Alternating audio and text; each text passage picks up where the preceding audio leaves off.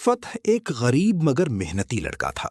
वो दिन भर मजदूरी करता और शाम को थका हारा अपने छोटे से घर वापस आता।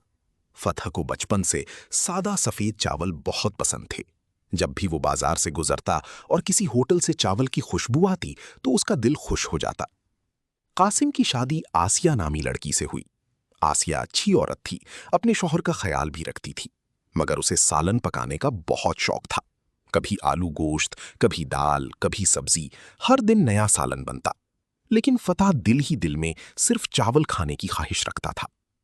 एक दिन कासिम ने हिचकिचाते हुए कहा, आसिया, आज मेरा दिल चाह रहा है कि सादा चावल खाऊं। आसिया मुस्कुराकर बोली, अरे, सिर्फ चावल कौन खाता है? मैं तुम्हारे लिए मजेदार सालन बनाती हूं। कासिम खामोश हो गया।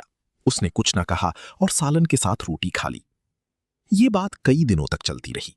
कासिम हर बार चावल का सूझता, मगर दस्तरखान पर सालन ही होता। वो अपनी बीवी का दिल नहीं तोड़ना चाहता था, इसलिए कभी जिद ना करता। एक रात कासिम बहुत थका हुआ घर आया। उस दिन उसने सख्त धूप में काम किया था। घर में दाखिल होते ही उसे चावल की खुशबू महसूस हुई। उसकी आंखों में चमक आ गई। वो जल्दी से दस्तरखान के पास बैठ गया। लेकिन जब ढक्कन उठाया तो वहां फिर सालन और रोटियां थीं। कासिम की चेहरे की खुशी फौरन खत्म हो गई। आसिया ने पहली बार अपने शौहर की आंखों में उदासी देखी। उसने नरमी से पूछा, क्या हुआ फतह? कासिम ने आहिस्ता से कहा, मैं सिर्फ एक प्लेट सादा चावल खाना चाहता था कई दिनों से, मगर मैं तुम्हें नाराज नहीं करना चाहता था। यह सुनकर आसिया खामोश हो गई। उसे एहसास हुआ कि वो हमेशा अपनी पसंद देखती रही, मगर शौहर की छोटी सी ख्वाहिश न समझ सकी। अगले दिन जब कासिम काम से वापस आया तो पूरे घर में चावलों की खुशबू फैली हुई थी। दस्तरखान पर गर्म सफेद चावल, दही और अचार रखा था। आसिया मुस्कुराकर बोली, आज सिर्फ तुम्हारी पसंद का खाना बनाया है।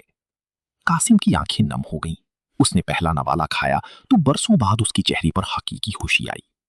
इस दिन आसिया ने सीखा कि मोहब्बत सिर्फ बड़े तोहफों का नाम नहीं, बल्कि अपने प्यारों की छोटी छोटी ख्वाहिशें पूरी करने का नाम है।